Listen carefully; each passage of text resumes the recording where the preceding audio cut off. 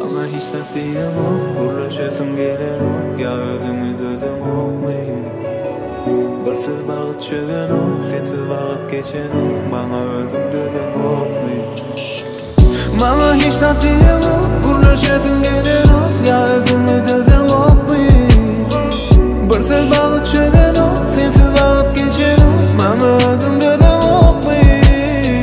Bağıtlayın hemme zat sen benim ok. Sana bir zat diysem hiç çakan ok. Seni görmesem ne kazığı yok. Yaşamana hıvız koyum ok. Dinlene ya da söyüm ok mu? Sen dinlene sevgin sonu yok mu? Gelemay bana da gözleme de bakana ya da sen anlaya. Yüreğime salyan barzadı, gönlüme sen soğuşan yari. Senin kıyarıdır, dime sen yanıken, dinlime sen fikir edişim yanıken. Bana hiç taktiğim yok, gurlaşasın gelen ok. Ya özümü döden ok mu?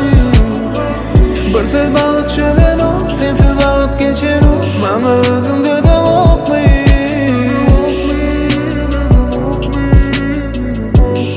Sen bana bağıt tapan ok, döden ok mu? Döden ok mu? Sen başım olmuşsun ok.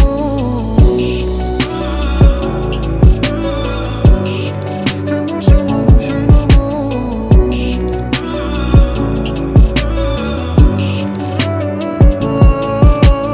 Dinlene ya da söyle